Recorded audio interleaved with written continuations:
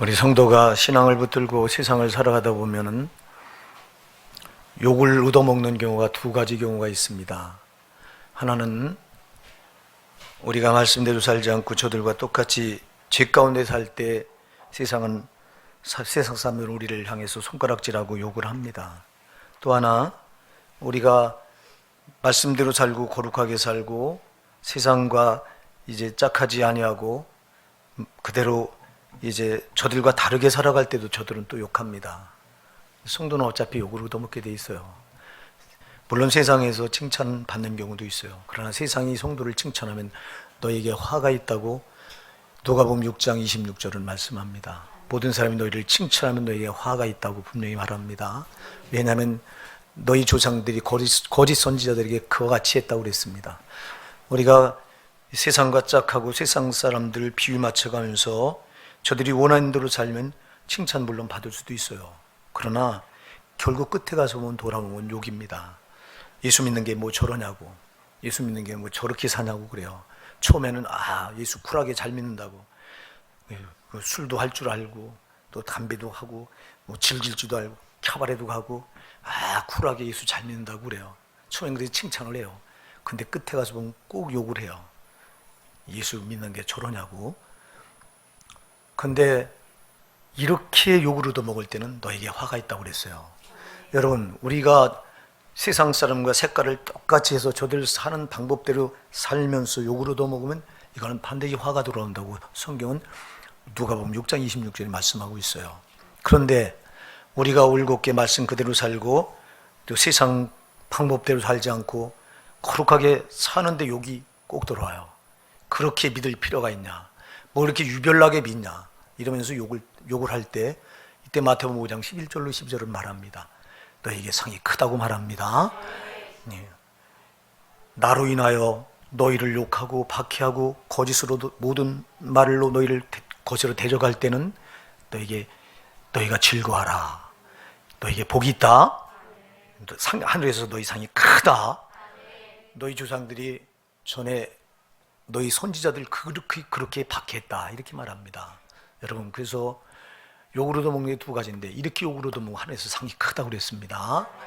여러분들이 예수를 똑바로 믿어서 욕을 얻어먹을 때는 감사하시기 바랍니다.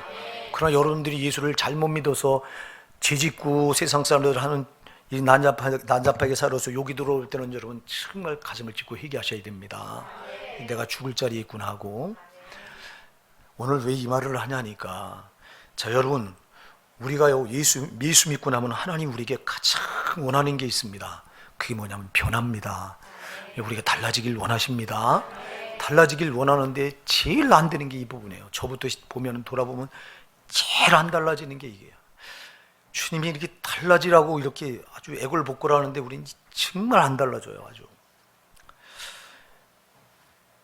오늘 우리가 읽은 본문은 여러분, 이스라엘 백성들을 애굽에서 이렇게 하나님이 이끌어내실 때 거기서부터 이끌어내시면서 그 광야에서 벌어지고 있는 사건을 통해서 저들이 안 변화되는 걸 지금 여기다 기록해놓고 너희를 말세를 만난 너희가 거울 삼아라 이렇게 우리를 경계하는 말씀이거든요. 자 여러분, 이스라엘 백성들이 애굽에서 400년을 노예살이를 살 때 저들은 소망이 없었습니다. 그런데 하나님께서 이제 저들을 거기서 구원해 내시는데요.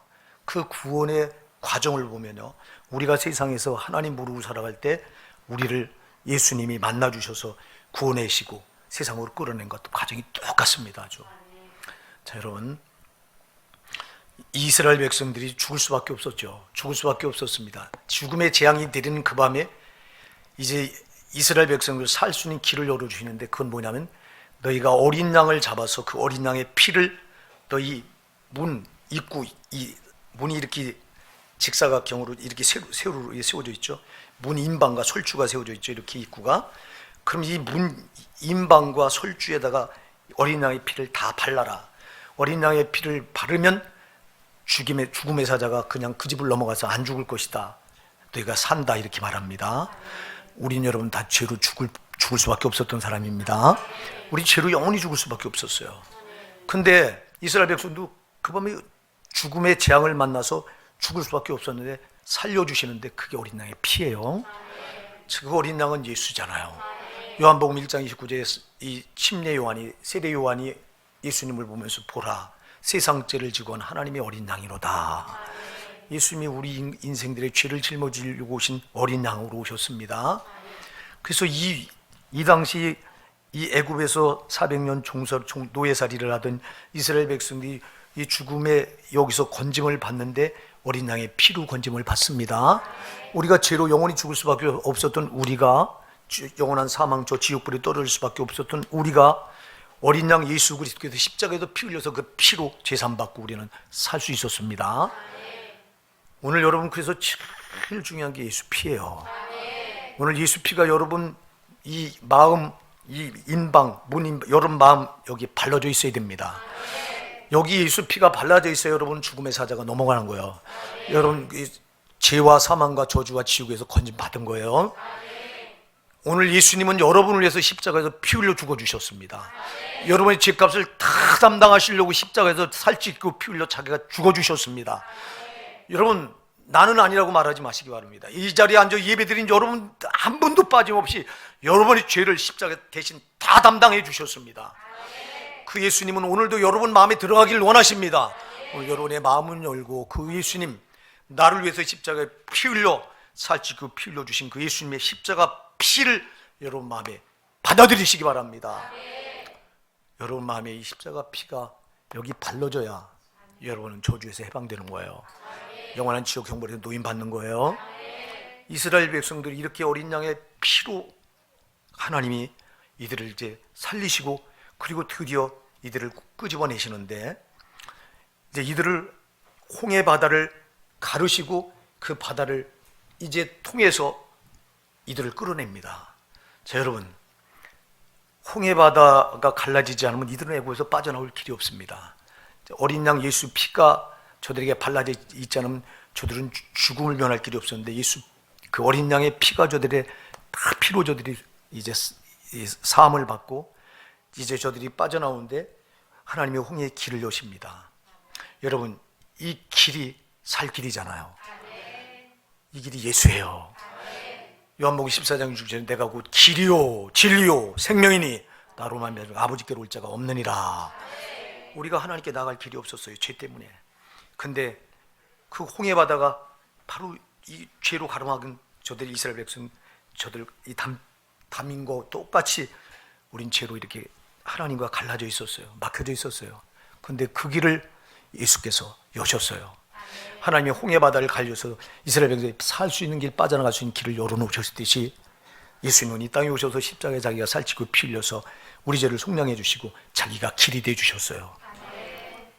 그래요. 이 이스라엘 백성들이 밟고 걷는 홍해 바다의 그 길은 바로 예수를 예시합니다.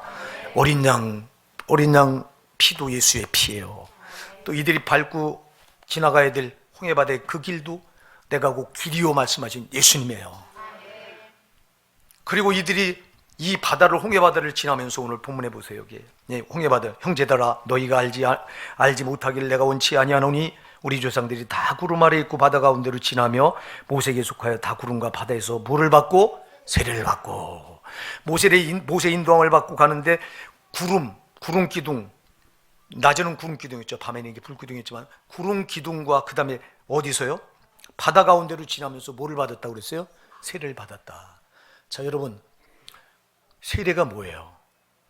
여러분이 이들이 먼저 세례받기 전에 어린 양의 피를 만나야 돼요. 예수가 나 위해서 십자가에 피 흘려 죽어주신 이 사건이 저들에게 가슴에 믿음으로 믿어져야 돼요. 이게 있어야 그 다음에 세례예요. 자, 오늘 한국교회는 세례를 막 주는데요. 저부터도 참 하나님 앞에 회개할 부분이 많은데, 분명히 이 신자가 교회에 들어와서 예수를 확실히 만났느냐 안 받느냐가 세례의 기준이 되는데 세례를 먼저 줘버리는 경우가 있어요. 예수 피도 만나지 않았는데 세례를 어떻게 줘요? 자, 여기 여러분 잘 기억하세요. 이스라엘 백성들이 어린 양의 피를 만나지 않았다면 홍해 바다 여기까지 못 와요. 이 건널 자격도 없어. 어린 양의 피를 만났기에 죽음의 사자로부터 건짐을 받고 지금 홍해의 길을 건널 수 있는 자격이 주어진 거예요. 우리도 똑같아요, 여러분. 우리도 예수 피가 우리 마음에 발라져 있지 않으면 이 세례는 자격이 없는 거예요. 자, 이 세례가 뭐냐? 세례가 뭡니까, 여러분? 자, 내가 예수를 만나서 죄상을 받았으니 내가 이제 이렇게 예수 몰랐을 때 세상에서 살던 이 세상의 모든 죄악과 또 세상의 풍습과 또 세상의 방법과 세상에 누리던 문명과 문화 이런 것들을 다 홍해바다에 내가 여기다 묻어버린다는 겁니다. 수장시키고, 그리고 새롭게 이들이 물에서 올라올 때 광야에 첫 발을 내딛는 순간 나는 이제 새롭게 삶을 시작하기 결단하는 거예요. 할렐루야. 그래서 세례는 뭐냐면, 세례는 이렇게 예수를 만난 내가 예수 몰랐을 때 살던 세상 모든 죄와 세상의 모든 방법과 세상의 풍속을 쫓던 것과 또 세상의 문명 문화를 누리면서 세상 것이 단 줄 알았던 이 삶을 여기다 이 물에다가 묻어버린다는 거예요. 여기다 수장시키고 다시 시작한다는 거예요. 이게 세례예요. 이게 세례. 그래서 이들이 이렇게 세례를 받고, 그리고 광야에 올라와서 저들이 다 같은 신령한 식물을 먹으며 그랬어요. 신령한 식물이 뭐죠? 저들이 광야에 나오니 광야에 딱 발을 딛고 보니 사방이 다 모래 사막인데 먹을 양식이 어디 있어요? 어디서 먹을 것이 나겠습니까, 여러분? 저들이 2개월 만에 애굽에서 가지고 나왔던 양식이 바리바리 다 싸가지고 나왔는데 2개월 만에 그 양식이 다 떨어지니까 저들이 하나님 앞에 모세를 향해서 원망하는데, 우리가 이 먹을 양식이 어디 있냐, 여기서 먹을 양식을 어디서 구할 것이냐고 원망 불평합니다. 그랬을 때 하나님께서 하늘을 문 여시고 저들에게 뭘 내려주시죠? 만나를 내려주십니다. 만나. 이게 만나가 바로 신령한 식물이에요. 여러분, 이 만나가, 이 신령한 식물 만나가 곧 예수예요. 잘 기억하세요. 이스라엘 백성도 처음부터 끝까지가 예수예요. 할렐루야. 여러분, 우리는 처음부터 끝까지가 예수가 필요한 거예요. 처음부터 예수 피를 만나야 되고, 그리고 예수 피를 만났으면 또 그 길, 예수가 길되니 그 예수를 반드시 예수와 동행해야 되고, 그 길로, 그리고 또 신령한 식물을 먹어야 되고, 그 신령한 식물, 그게 오늘 말씀이라 이 말입니다. 여러분 영혼이 살기 위해서는 신령한 양식인, 영혼의 양식인 말씀을 먹어야 된다 이 말입니다. 벌써 이들이 이렇게 신령한 식물을 먹으며, 또 4절에 보니까 다 같은 신령한 음료를 마셨으니 이는 저희를 따르는 신령한 반석으로부터 마셨으며 그 반석은 곧 그리스도시라. 예수라고 말하잖아요. 예수라고. 여러분, 신령한 양식도 예수예요. 또 신령한 물이 뭐예요? 신령한 음료가 뭐예요? 저들이 물이 없다고 아우성치니까 하나님께서 모세를 향해, 모세야, 앞에 반석이 있지 않냐? 반석에 가서 지팡이로 반석을 때려라. 반석을 2번 때려라. 반석을 2번 때리니까 거기서 물이 쏟아져 나와서 이스라엘 백성들이 물을 마십니다. 여러분, 이 반석도 예수예요. 자, 여러분, 예수가 이 반석을 때리라고 그랬어요. 치라고 그랬어요. 지팡이로. 이거는 예수가 십자가에서 침해당하신 걸 그대로 의시한 거예요. 예수가 십자가에서 피 흘려 죽으시는 거예요. 이게 침해예요. 침해. 그러니까 거기서 생명의 물이 쏟아져 나와요. 예수가 흘린 피를 말합니다, 여러분. 그러니까 이들은 예수를, 이스라엘 백성들 400년 동안 애굽에서 노예살이 하던 이들이요, 그냥 빠져나온 게 아니라 처음부터 끝까지 예수가 이들을 구원했다고 하는 걸 확실히 보여주는 거야. 자기가 피 흘려서 그 피로 죽음의 사자가 넘어가게 했고, 자기가 길이 돼서 홍해 길을 열어서 자기를 밟고 그 죽음의 땅을 빠져나오게 하셨고, 그리고 신령한 이 음식이 돼서 식물, 이 자기 친히 자기가 말씀으로, 할렐루야, 이들을 살리고, 또 이들에게 또 신령한 음료를 자기가 친히 십자가에 피 흘려 죽어주셔서 거기서 물과 피를 쏟으신 이걸로 영생을 얻게 하셨고, 그러니까 이 홍해 바다에서 빠져나온 이스라엘 백성 처음부터 끝까지 다 예수, 예수가 이들을 다 이끌어내신 거예요. 이들은 다 예수를 만난 거예요. 나는 오늘 이 자리에 예배드린 여러분이 다 이렇게 예수를 만난 여러분 되길 바랍니다. 여러분, 누구나 만날 수 있습니다. 오늘 이 시간 만날 수 있습니다. 여러분, 예수가 나를 위해서 십자가에서 그렇게 피 흘려서 어린 양 대신 예수가 나를 위해 피 흘려주신 사건은 나를 위한 겁니다. 다른 사람 생각하지 말고 나를 위한 겁니다. 나를 위한 거라고 여러분 받아들이시면 그게 믿음이에요, 여러분. 나를 위한 거예요. 그리고 그분이 저는 천국에 나갈 수 있는 길을 열어놓으셨어요. 내 죄를 다 파하시고 십자가 길을 열어놓으셨어요. 그리고 그분은 지금도 생명의 양식으로 우리 영혼이 살 수 있는 양식 말씀으로 지금 다가오시고 계세요. 그리고 오늘도 예수가 흘리신 그 피는 영원히 변함없이 우리 심령에 영원한 신령한 음료로 부어지고 있어요. 여러분, 이 자리에 여러분 다 예수를 만나신 거예요. 믿음을 받아들이는 순간 만난 거예요. 예. 자, 그러면 만났으니까 여러분 구원 받은 거잖아요. 아멘. 구원 받은 거예요. 근데 구원 받고 이 뒤가 문제예요, 여러분. 잘 기억하세요. 자, 예수님을 만나는 게 이게 얼마나 소중한지요. 이게 없으면 아예 구원이 없으니까 제일 소중한 거예요. 제일 소중한데 문제는 여러분 5절을 한번 읽어보실까요? 시작. 그러나 저희의 다수를 하나님이 기뻐하지 아니하신 거로 저희가 광야에서 멸망을 받았느니라. 아멘. 자, 보세요. 처음에 쭉 이렇게 우리 조상들이 다 구름 아래 있고 바다 가운데를 지나며 모세에게 속하여 다 구름과 바다의 세례를 받고 다 같은 신령한 식물을 먹으며 다 같은 신령한 음료를 마셨으니 이는 저희를 따르는 신령한 반석으로도 마셨으며 그 반석은 곧 그리스도시라. 자, 이렇게 저들이 예수를 만나서 이렇게 다 살 길을 얻었는데 중요한 건 그러나 저희의 다수를 하나님이 뭐하지 않았다? 기뻐하지 아니하신 거로 저희가 광야에서 멸망을 받았느니라. 하나님이 이들을 이끌어내신 이유가 뭐예요? 멸망시키려고 이끌어내신 겁니까, 여러분? 아닙니다. 저 영원한 가나안, 약속의 가나안 땅을 주시려고 이끌어내신 겁니다. 거기가 목적지예요. 자, 그런데 이들이 광야에서 다수가 뭐 했다고요? 멸망을 받았어요.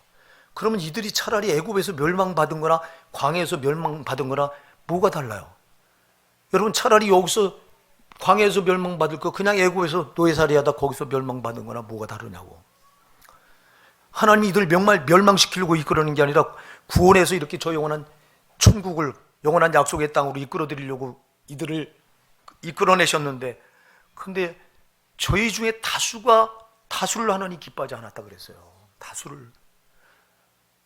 사랑하는 여러분, 제가 그래서요, 세상은요 다수주의가, 이 다수결의 원칙인 민주주의가 통해요. 세상은 그래서 많은 쪽이 이겨요. 근데 성경에서 보니까 이 믿음의 세계는 많은 쪽이 이기는 게 아니에요. 믿음 있는 쪽이 이기는 거예요. 믿음 있는 쪽이 이기더라 이 말이야. 세상은 수가 많은 쪽이 이기지만 이 영적인 세계에서는 아무 소용없어. 수가 암만 많아도 소용없어. 믿음 있는 쪽이 이기는 거예요. 난 그래서 오늘 여기다 여러분 말씀의 주제를 뭐라고 적어놨냐니까, 믿음의 소수에 속하라. 자, 다 믿음이 있으면 얼마나 좋겠어요. 한국교회 모든 신자들이 다 믿음이 있으면 얼마나 좋겠어요. 하나님은 뭘 보고 기뻐하세요? 여러분 히브리서 11장 6절에 보니 믿음이 없이는 기쁘시게 못하나니. 하나님을 기쁘시게 믿음이 있어야 돼요. 믿음으로만 하나님 기쁘시게 할 수 있어요, 여러분. 믿음으로만. 근데 이 믿음이 있는 신자들이 교회 안에 다수라면 얼마나 좋겠냐고. 나는 오늘 이 자리에 예배드린 여러분이 다 믿음이 있어서 하나님이 여러분을 볼 때 기뻐하시는 분들이었으면 좋겠어요. 저부터 시작해서. 저도 그 기도해요. 주님, 제가 하나님 보실 때 정말 하나님 기뻐하시는 종이 됐으면 좋겠습니다. 근데 뭐 돌아보면 어떤 때는 안 기뻐하시는 종의 모습도 또 하나님께 보일 때가 있어요. 그럼 또 가슴을 찢고, 하나님, 내가 이것밖에 하나님 앞에 안 됩니다. 참으로 돌아보면 그래요. 정말 이것밖에 안 되는 것 같아요. 여러분은 어떠세요? 하나님, 난 그래도 하나님 날 볼 때 기뻐하시겠다, 여러분이 생각하십니까? 저는 이 말씀을 묵상하면서 하나님이 나를 볼 때 정말 내가 기뻐하시지 않는 다수에 속하느냐, 아니면 믿음 있는 소수에 속하느냐, 내가 돌아보고 참 저 자신을 꼭 말씀을 전하기 전에 저에게 이 말씀을 꼭 적용시켜요. 왜? 이 말씀 비껴놓으면 나는, 이 말씀 비껴놓고 내가 여러분한테 이 말을 전하면 나는 바리새인이고 서기가 아니에요. 나한테 적용시켜보면 참으로 부족한 게 너무 많은 거예요. 오직 말씀으로 살고, 오직 기도로 살고, 오직 하나님 바라보고 살려고 하는데도 보면은 참으로 부족한 것뿐이고, 그러니까 또 회개가 나오는 거예요. 제가 여러분들한테 그런 얘기를 했어요. 여러분 자신을 하나님 앞에서 딱 볼 때 여러분 절대 후하게 보지 마라. 오늘 여기 6절에 여러분 보면 그런 일은 우리의 거울이 되어, 또 여러분 11절도 저에게 당한 이런 일이 거울이 되고. 할렐루야. 여러분 말씀을 항상 나한테 거울처럼 비춰보셔야 돼요. 여러분들이 거울을 이렇게 비춰보면, 여러분 어떤 분은 그래요. 자기 얼굴을 보고 난 이만하면 잘생겼다. 난 그런 사람 들어봤어요. 제 아는 사람 중에, 우리 교회 사람이 아니에요, 제 동생 목사가 목회하는 교회 중에 한 집사가 있는데, 나보다 한참 나이가 어려서 제가 사업할 때 데리고 쓰던 집사예요. 그런데 이놈이라고 해도 돼요. 왜? 나이가 한참 나보다 어리니까. 이놈은 참 못생긴 놈이에요. 근데 이놈은 항상 잘났다는 거예요. 저를 보고 거울을 들여다보고 손을 보니까 그래요. 야, 참 잘났다. 저를 보고 그래요. 내가 속으로 겉으로, 야, 너 못났어 임마. 여러분 이래요. 자기가 이렇게 거울을 보고도 자기를 모른다니까. 여러분 말씀의 거울을 보고 여러분을 모르면 안 돼요. 말씀의 거울에 여러분을 비춰보고 여러분이 내가 이만하면 그래도 잘한다고 이렇게 말하면 안 돼요. 내가 보니까 여전히 부족하구나. 내가 못났구나. 이렇게 봐야 되는데 그 친구 마냥 착각을 하는 거예요. 이렇게. 말씀의 거울이 무슨 소용이 있어? 그럼 거울로 나를 보고 잘생겼다고 하면은, 아니 객관적으로 모든 사람이 볼 때 다 잘생겼다고 이렇게 인정해 잘생긴 거지. 저 혼자만 가지고 잘생겼다고 거울을 보면서 이러고 있으니, 폼을 잡고 있으니, 제가 이렇게 예배당 내려가는데 예배당 입구에서 그러고 앉아있더라고. 그 전에 그 교회 제가 전도사로 있을 때요. 여러분 말씀은 항상 거울이에요. 거울에 여러분을 비춰볼 때 제발 참으로 엄격하게 비춰보시기 바랍니다. 잘났다고 하는 순간 여러분은요 교만에 빠지는 거예요. 못났다고 생각하시는 게 옳은 거예요. 정말 못났잖아요 우리는. 아니 예수님 아니면 우리가 무슨, 예수님 아니면 꼼짝달싹 못하고 죄값으로 처형하는 지옥 형벌에 빠져들어가서 거기서 영원히 멸망받아야 될 자들이 저와 여러분 아니에요? 그럼 내가 잘난 게 어디 있냐는 거야. 말씀에 비춰보면 난 잘난 게 뭐가 있냐니까. 다 예수 그리스도의 공로지요. 처음부터 끝까지 예수잖아요. 이들 지금 애굽에서 400년 동안 노예살이 하던 이들도 처음부터 예수예요. 어린 양 예수 피, 어린 양 예수가 그 홍해바다 그 살리는 길, 어린 양의 그 신령한 식물, 신령한 음료, 다 어린 양의 은혜잖아요. 예수 그리스도의 은혜잖아. 근데 뭘 잘났다고 말하냐니까. 잘난 게 뭐가 있다고 우리가 잘났다고 말해요. 그래서 여러분 예수를 정확하게 만나서 그 은혜와 그 공로를 아는 사람들은요 잘났다고 말 못해요. 부족한 것뿐인 거예요. 부족한 것뿐인 거예요. 제발 하나님 앞에서 여러분, 나 같은 죄인 절대 자랑할 거 없어요. 그래서 고린도전서 5장 6절에서 말해요. 너의 자랑하는 것이 옳지 아니하도다. 적은 누룩이 온 덩어리에 퍼진 것을 알지 못하느냐. 너희는 누룩 없는 자인데 새 덩어리가 되기 위해 묵은 누룩을 내어버리라. 우리의 유월절 양 그리스도께서 희생되셨느니라. 예수가 너를 위해서 희생됐으니, 희생해서 너를 이제 누룩 없는 거룩한 자로 만들었으니 너는 더 새롭게 되기 위해서 네 묵은 덩어리를 빼내래요. 여기 죄가 남아있는 걸 자꾸 뽑아내라는 거예요.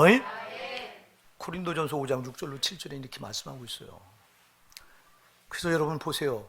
이들이 이렇게 예수를 만나서 왜 다수를 기뻐하지 않았을까요? 하나님이 이렇게 예수를 통해서 이렇게 이들을 세력까지 받게 해서 애굽에서 살던 모든 삶을 거기 수장시키고 새롭게 시작하도록 이렇게 이끌어내고, 자 예수를 통해서 이렇게까지 여기까지 끌어왔는데, 근데 광야까지 이끌어내서 하나님이 보시니까 다수가 기뻐하지 않는 거예요. 하나님이 기뻐하실 수가 없는 자들인 거예요. 왜 그랬을까요? 변화되지 않았기 때문에 그런 거예요. 여러분 변화되지 않았기 때문에. 여러분 아까도 얘기했어요. 자 세례가 뭐라고 그랬어요?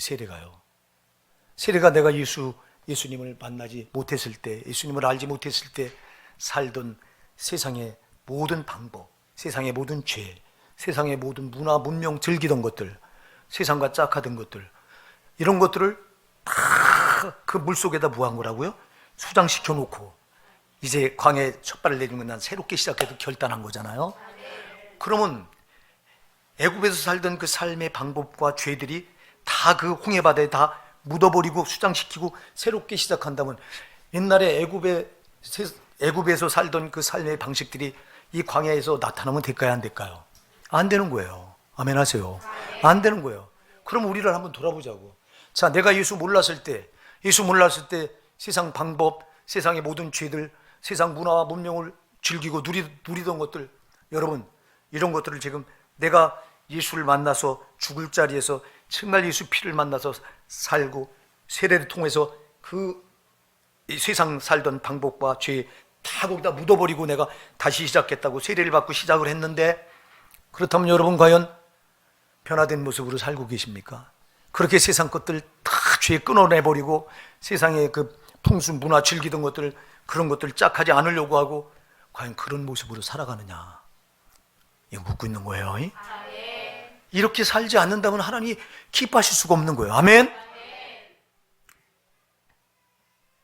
그래서 우리가 이들이 광야에 딱 첫 발을 내딛는 순간, 이때부터 저들은 애굽에서 살던 모든 것들을 거기에 수장시켜 버렸기 때문에 애굽을 바라보면 안 되는 거예요. 그 삶의 방식이 나오면 안 되는 거예요. 생각해 보세요. 광야에서 어떻게 애굽에 살던 방식대로 살아요? 못 살지. 애굽에서는 여러분, 애굽에서는 논밭에서 그 밭에서 나고 나는 식물을 다 먹을 수 있었습니다. 애굽에서는 그 애굽이 주는 문화와 문명 혜택을 다 받아 누릴 수 있었습니다. 그런데 홍해 바다를 건너서 광야에 발을 내딛는 순간 광야와 애굽은 천지 차이입니다. 생활이 모든 게 다 다릅니다. 광야는 여러분 풀 한 폭이 없습니다. 가도 끝이 없는 사막입니다. 여러분, 그리고 강렬한 태양만 내리쬐는 정말 아주 피곤한 곳이 광야입니다. 그러면 어디 가서 먹을 식물을 얻을 수 있고 어디 가서 애굽에서 누리던 풍습을 누릴 수 있는 데가 어디 있습니다. 아무것도 없는 거예요. 저와 여러분이 구원받고 신앙생활에 발을 내딛는 순간, 이때부터 우리 삶의 방식은 이 세상 방식으로 살 수가 없는 거예요. 이거 살지 말라고 끌어낸 거예요, 여러분. 아니, 거기서 구원해서, 애굽에서도 구원해서 거기서 살 수 있는 길이 있다면 뭐하러 끌어내요? 그래서 애굽의 삶의 방식을 네가 다 버려라. 그래야 네가 가나안 땅에 들어갈 수 있다고 끌어낸 겁니다. 그러면은 이렇게 세례를 통해서 거기다 다 묻어버렸으면 그의 삶의 방식이 나오면 안 되는데 그게 툭툭 튀어나오는 거예요. 자, 그걸 지금 보세요. 7절부터 10절까지를 쭉 그 말을 기록하고 있는 거예요. 여러분 보세요. 저희 중에 어떤 이들과 같이 너희는 우상 숭배하는 자가 되지 말라. 자, 이들을 왜 끌어냈어요? 애굽에 있을 때 여러분, 애굽의 바로는 그가 이름이 태양이에요. 바로라고 하는 이름이 태양인데 자기가 신이에요. 자기가 태양신입니다. 그러면 저들은 애굽의 바로 왕을 반드시 경배해야 됐습니다. 그러면 그거 하지 말라고 끌어낸 거예요. 아멘. 너의 신은 애굽의 태양신이 아니라 나 하나님이다. 그럼 나 하나님만 경외하라고 끌어낸 겁니다. 그러면 저들이 광야에서 하나님밖에 바라볼 리가 없잖아요. 보세요. 사방을 돌아도 다 삭막하고 살 길이 없는데 우리 바라보라고 불러낸 건데, 우에 계신 하나님 바라보고 불러낸 건데, 하나님 바라봐야 될 저들이 여러분 거기서 금송아지를 만듭니다. 여러분, 금송아지가 우리를 애굽에서 이끌어낸 신이라고 말합니다. 모세를 하나님께서 시내산을 꼭대기로 끌어올려서 40일간 모세가 교제할 때 우리를 이끌어낸 지도자 모세가 죽었다. 40일 동안 안 나타나오니까 죽었다. 우리 다른 신을 우리가 신을 만들어서 이제 우리 앞길을 이끌어가게 하자. 그게 만든 게 금송아지예요. 그리고 이게 우리를 여기까지 이끌어냈다고 금송아지에다 숭배를 합니다. 이게 하나님 기뻐하시는 짓입니까? 아니잖아요. 저와 여러분은 오직 하나님만 경배하고 하나님만이 나의 창조주요, 그분만이 나의 억만죄와 사망과 저주와 지옥에서 건져낸 나의 구세주요, 그분만이 나의 인생을 책임질 보혜사라고 하는 것을 믿으라고 구원해 주신 줄 믿으시기 바랍니다. 그러면 여러분들이 누구만 바라봐야 돼요? 저와 여러분이 오직 하나님만 바라봐야 되잖아요. 근데 과연 내가 하나님만 바라보고 살아왔느냐 한번 돌아보시기 바랍니다. 그래서 이들을 구원해내고 하나님이 제일 먼저 주신 계명이 너는 나 외에 다른 신을 내게 있게 말지니라. 나 외에 다른 신을 내게 두지 말라고 그랬어요. 그런데 이들은 하나님 위에 금송아지를 만들고 이게 우리의 신이라고, 우리를 이끌어낸, 우리를 책임질 신이라고 이렇게 우상 숭배를 해요. 근데 이게 이들의 문제가 아니라 오늘 저와 여러분의 문제예요. 여러분, 우리도 자꾸 세상에 다른 거, 돈이 여러분의 신이 돼 있지 않습니까? 돈을 하나님보다 더 소중하게 여깁니까, 여러분? 제가 여러분에게 11조 얘기를 이런 데는 잘 안 하는데, 11조가 뭐냐면, 11조는 하나님이 나를 하나님이 안 주신 게 어디 있어? 아멘? 10가지 너한테 다 줬는데 한 가지만 구분해서 그걸 나한테 바쳐서 내가 너의 하나님이 됨을 증명하라는 게요. 이게 11조예요. 근데 여러분, 11조가 아까워. 그럼 11조가 아까운 이 사람은 이게 신이 돼 있는 거예요, 이게. 그러니까 11조를 떼어먹으면서 이건 하나님 걸 도둑질한 것뿐만 아니라 더 중요한 건 이게 신이 돼서 제일계명을 범하고 있는 거예요, 이게. 정신 차려야 돼요, 여러분. 또 여기 애기 엄마들 보세요. 애기 얼마나 이뻐요. 막 그냥 얼르고 애기 엄마들이요, 잘 기억하세요. 여러분 자녀 때문에 지옥 가는 엄마 많아요. 여러분 자녀가 아무리 소중해도 그 자녀가 하나님보다 앞설 수 없어. 여러분, 우리가 창세기 22장 가서 보세요. 하나님께서 아브라함을 시험하는데 아브라함이 100살에 얻은 그 아들, 눈에 넣어도 안 아픈 아들입니다, 여러분. 그 아들을 모리아산 번제 땅에 갖다 죽여서 배를 가르고 각을 떠서 나한테 제물로 바치라고 해요. 아브라함을 시험했다고 그랬어요. 창세기 22장에 보면. 왜 이걸 시험하냐? 왜 아들을 죽이라는 거예요? 네가 나보다 네 100살에 얻은 독자, 내 눈에 넣어도 안 아플 독자가 더 소중하게 여기느냐, 나 하나님을 소중하게 여기느냐, 이걸 시험한다는 거예요. 그래서 바치라고 하니까 바쳤어요, 안 바쳤어요? 바쳐요. 하나님보다 절대 암만 100살에 얻은 아들이 소중할 수 없다는 거예요. 이게 믿음이에요, 여러분. 이게 우상숭배 안 한 거예요. 여기서 만일 아브라함이 하나님 나 못 바쳐요 그랬으면 우상숭배로 아브라함은 성경에 기록되지도 않아요. 그러면 여러분, 우리가 이런 올무에 한두 번 걸려요. 회개하셔야 돼요, 여러분. 저 여러분이 정말 회개해야 돼요. 돈이 하나님보다 앞서서 이게 우상이 돼 있고요. 또 사람이 또 우상이 돼 있고요. 나한테 누가 도움을 줄 사람 있으면 그 사람 쫓아다니느라고. 주일날 직장을 나갑니까? 참으로 한심하기 짝이 없지. 예수를 안 만난 사람이니까 그럴 수도 있지. 만약 예수님을 정말 생명으로 만났다면 여러분, 차라리 목구멍이 내가 당장 먹을 게 없어도 절대 주일을 범할 수 없어요. 이 주일은, 여러분 안식일은 하나님이 오직 모든 피조물을 통해서 오직 영광 받으시도 구별해 놓은 날이기 때문에 이 날은 구원받은 내가 절대 범할 수가 없어. 그런데 여러분, 상사의 눈치 보느라고 출근을 하고 앉아 있습니까? 그럼 그 사람이 그 사람이 우상인 거예요. 하나님보다 더 앞세운 우상인 거예요. 우리가 이런 일이 한두 번입니까? 어떤 때는 상황이 어려우니까 상황 따라서 지금 갑자기 이 사업장이 부도가 나게 생겼어. 지금 내가 가지 않으면 안 돼요. 오늘 주일날인데 그럼 이 예배 드리는 거 밀어놓고 거기가. 하나님 다 보셔요. 여러분, 나는 암만 그래도 나를 창조하시고 나를 죄와 사망과 저주 지옥에서 건져낸 구세주 되시는 나의 주님, 그 주님 앞에 나가서 그 주님을 경배하는 거, 이게 나의 가장 첫 번째다. 이로 생각하고 가면 하나님 그 반드시 책임질 텐데 이 믿음이 안 되니까 그걸 우상으로 만들어 놓는 거예요. 상황을 우상으로 만들어 놓고 환경을 우상으로 만들어 놓고. 여러분, 여기 나오는 이스라엘 백성들의 모습이 그들의 모습이 아니라 오늘 저와 여러분의 모습이에요. 여러분, 가슴을 찢고 회개해야 돼요. 이것 때문에 안 기뻐하신다고 그랬어요. 하나님이 안 기뻐하신다. 여러분, 잘 기억하세요. 하나님이 안 기뻐하실 때 누가 기뻐해요? 여러분, 마귀가 기뻐하는 사람들이 가는 곳이 지옥이에요, 여러분. 하나님 기뻐하시는 사람들이 가는 곳이 천국이에요. 근데 다수가 안 기뻐해. 다수를 안 기뻐했다. 다수를. 조금이면 얼마나 좋냐. 다수가 그렇다는 거예요. 다수가 도대체 몇 명이에요? 이스라엘 백성들을 하나님께서 홍해 바다를 가르고 애굽에서 이끌어낸 숫자를 민수기 1장에 와서 세는데 보니까 60만 3,550명이에요. 20세 이상 된 남자만, 여자, 아이들, 노인들, 60세 넘은 노인들 빼고 20세부터 60세까지 셌는데 60만 3,550명이야. 60만 3,550명 중에서 몇 명이 가나안 땅에 들어가요? 여호수아 갈렙 2명만 들어가요. 잘 기억하세요. 2명 외에 나머지는 기뻐하지 않는 다수요. 아멘. 여러분, 이렇게 하나님 기쁘시게 하는 일이 쉬워? 어려워요? 쉽지 않아요. 쉽지 않은 거예요. 여러분의 목사가 무엇 때문에 여러분 기도로 살려고 하고 말씀으로 살려고 하고 또 우리 성도들에게 이렇게 올곧게 오직 말씀대로 살아야 됩니다. 세상 소리 듣지 마세요. 세상에 누가 이리로 오라고 해도 듣지 마세요. 야, 정부에서 오늘 이 코로나 때문에 교회 예배 스톱해. 우리 세상 사람 말 여러분 세상 말 듣는 거 따라갈 사람 아니에요. 주님이 원하시는 길 갈 사람들이 성도예요. 세상 사람 세상이 원하는 길 따라가면 주님이 기뻐하시겠냐고. 그래 우리 교회는 예배 피하지 않았어요. 왜? 어떤 길이 하나님 기뻐하시는 길인지를 분명히 아니까 목사가. 이걸 모르는 목사는 소경이 돼서 그냥 다 스톱합니다. 예배 다 저만 죽을 길로 가면 되지 왜 애꿎은 신자들까지 소경이 돼서 소경을 그렇게 인도하냐고.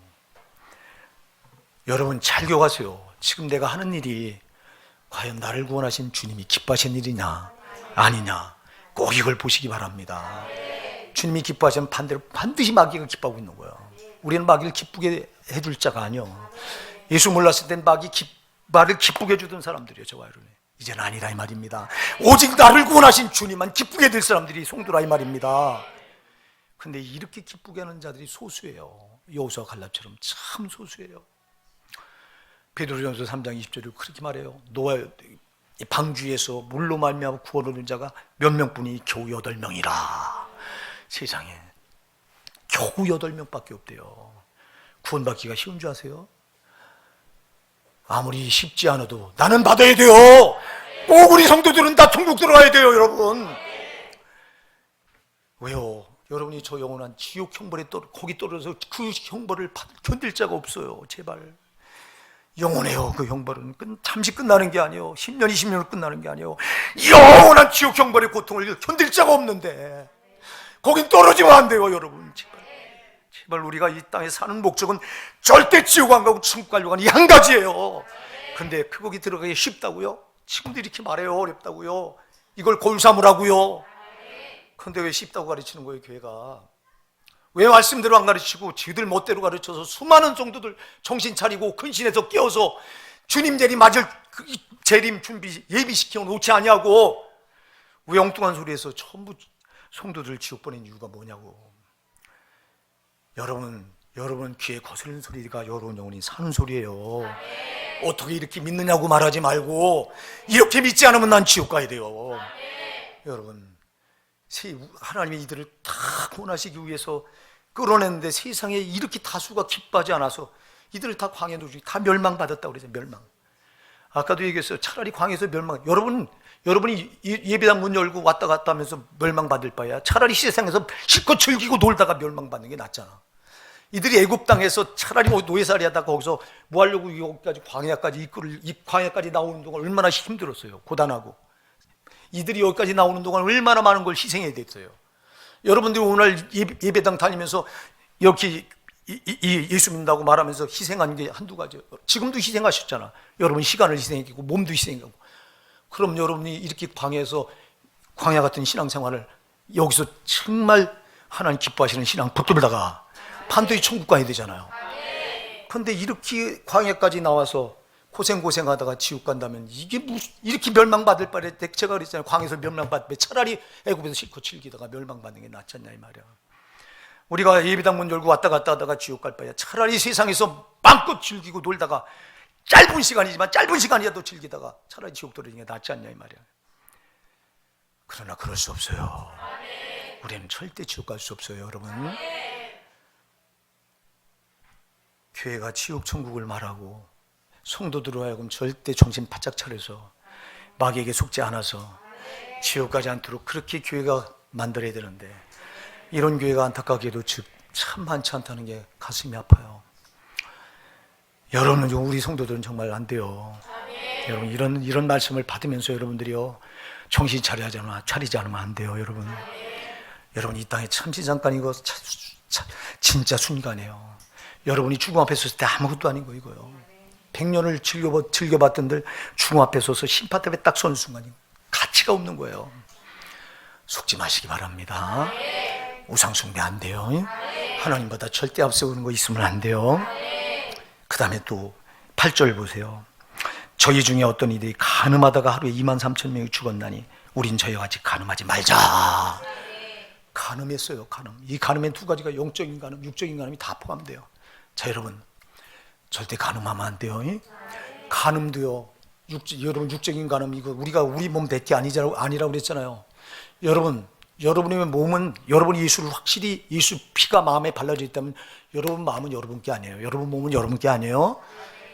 주님이 값주고 피로 값주고 사신다. 하나님 성전이라고 말씀하고 있습니다.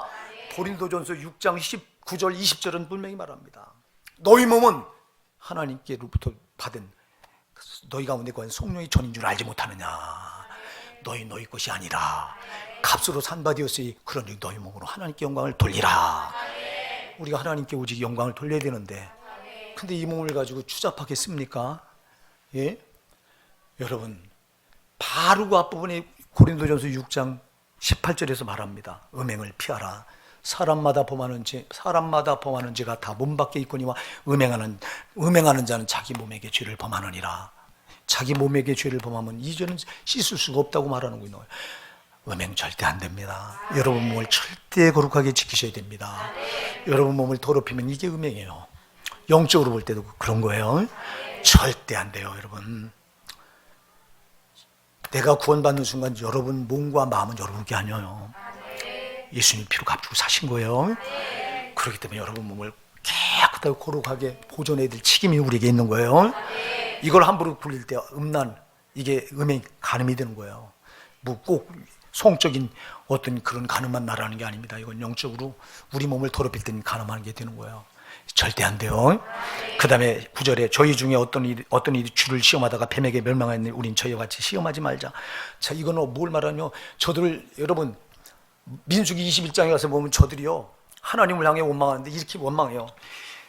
우리 마음이 이 박한 식물을 싫어하노라. 하나님께도 저들에게 만나를 이루시는데요. 저들이 만나 이스라엘 백성이 만나가 없으면 살 수 있을까요? 없을까요? 광야에서요. 살 수 있는 길이 없어요. 이건 이스라엘 백성의 절대적인 은혜예요. 근데 저들이 그 만나를 보면서 우리의 마음이 이 박한 식물을 싫어하노라. 우리 여기 이 한글 개혁에서는 박한 식물이라고 그랬는데요. 개혁 개정에서는 이걸 뭐라고 말하냐면 하찮은 식물이라고 그랬어요. 하찮은 음식이라고 그랬어요.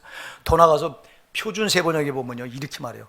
보잘것없는 이 식물이 우리가 이 식물로 인해서 우리가 아주 질렸다고 그래. 야, 진저리가 난다고 그래. 진저리. 거기 보면 진저리가 난다고 하는 표현이요. 새 표준 번역만 아니라 공동 번역 성경에도 진저리가 난다고 표현하고 있어요. 진저리가 난다고. 야, 세상에 만나가 질렸다는 거예요. 진저리가 난다는 거예요. 여러분 만나가 누구예요? 만나가 뭐예요? 말씀. 말씀 진저리가 나. 그럼 이 영혼이 살 길이 있어요? 이게 하나님 시험했다고 오늘 말하는 거예요. 우리는 하나님의 은혜가 아니면 살 수가 없잖아요.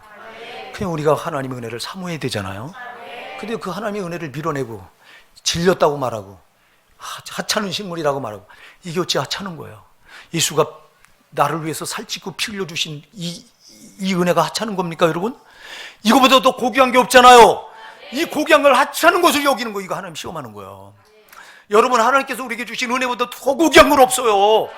이거를 하찮게 여기면 여러분들은 하나님 시험하는 게 되는 거예요. 다시 말해 여러분이 구원의 은혜를 하찮게 여기고 구원의 은혜 밀어놓고 다른 짓 하고 있다면 여러분은 하나님 시험하고 있는 거예요. 안 된다 이 말입니다 여러분. 또 10절에 저희 중에 어떤 이들이 원망하다가 멸망시킨 자에 멸망하였나니 너희는 저희와 같이 원망하지 말라. 자, 저들이 원망하고 불평해요. 자, 우리가 여러분 원망하고 불평할 게 뭐가 있어요? 자, 우리가 영원히 저 지옥 형벌을 못 면할 내가 예수께서 살찌고 피 흘려서 내 죄값을 갚아주고 나에게 구원의 은혜를 주시고 저 천국을 줘버리는데 우리가 해야 될 것은 무엇밖에 없어요? 그러면 감사밖에 없어요 여러분. 근데 왜 우리가 조그마한 어려움 만났다고 원망하고 불평해요? 이들이 이렇게 하다가 광야에서 뭐 했다고요? 이런 이들을 하나님 보실 때 기뻐하지 않는 자들로 봤어요. 자, 이들이 범한 죄가 지금 돌아보니 저와 여러분에게 안 걸리는 게 있나요? 없잖아요. 그러니 지금까지 우리가 하나님을 기쁘시게 하기보다 하나님을 아프게 드렸잖아요. 이들의 모습이 우리의 모습이에요, 여러분. 그러니 우리가 오늘 어떻게 이 예배를, 이 말씀을 받으면서 그냥 넘어가냐고 가슴을 찢고 회개해야 되잖아요. 내가 하나님 기뻐하지 않는 다수에 속했었잖아요. 내가 예수라고 하는 이 어마어마한 은혜를 만나고 나서 이들이 이렇게 변화돼 가면서, 근데 세상 걸 그대로 애굽에 있었던 걸 그대로 재현한 거예요. 이게 안 벗어진 거, 이때가 안 벗어지고 애굽에서 했던 짓을 광에서 그대로 한 거예요. 안 된다 이 말입니다, 여러분. 우리가 예수 믿고 났다면 정말 변화돼야 됩니다. 세상에도 해던 세상 방법, 죄, 세상 짝하던 거, 문화 누리던 거, 이거 끊어버려야 됩니다, 이거. 그리고 오직 하나님 바라보고 말씀 따라 살아가야 됩니다, 여러분.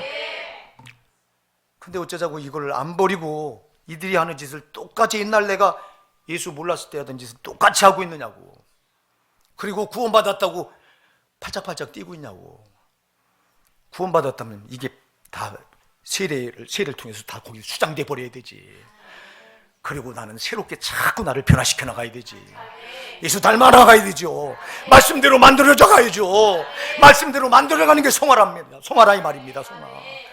여러분, 우리가 예수 믿었다고, 예수를 만나서 구원받았다고 다 된 게 아니라, 구원받았으면 이때부터는 성화, 예수를 닮아서 예수님 기쁘게 드리는 삶을 살아야 된다 이 말입니다. 말씀대로 내가 만들어줘서 그 하나님을 기쁘시게 드려야 된다 이 말입니다. 근데 이런 자들이 다수가 아니라 소수라는 거예요. 이 소수에 오늘 예배드리는 저와 여러분 꼭 해당돼야 됩니다. 수천 명, 수만 명이 모이면 뭐예요? 거기 이렇게 주님을 기쁘시게 하는 소수가 없다면 그게 무슨 소용이 있어요? 여러분, 단 10명이 예배를 드리더라도 그 10명이 다 주님을 기쁘시게 하는 소수라면 주님은 거기에 마음이 있어요. 사랑하는 우리 오산나 성도 여러분, 속지 마세요. 세상은 사이즈를 말하지만 주님은 사이즈를 보는 게 아니에요. 다수를 보는 게 아니에요. 믿음을 봐. 근데 문제는 믿음 있는 소수가 적다 이 말이에요. 그래서 믿음의 소수예요. 항상 소수예요. 그래서 여러분은 제가 구원받는 게, 교회 안에 들어 구원받는 게 쉽지 않다. 그러나 우리 교회는 구원받아요. 우리 교회 성도님들은 구원받아야 돼요. 왜? 우리 교회 성도님들은 시간마다 이런 말씀을 받기 때문에 여러분들은 정말 천국 가야 돼요. 이런 말씀을 듣지 못해서 지옥 가는 신자들이 대반이에요, 여러분. 한국 교회는요. 근데 우리 교회는 이런 말씀을 듣잖아. 성령께서 이런 말씀을 우리에게 주시잖아. 너무너무 우리 사랑해서. 그러니 여러분, 이런 말씀을 받으면서도 우리가 믿음의 소수에 안 들어간다면 안 되잖아. 그러니까 제발 여러분, 제가 그래요.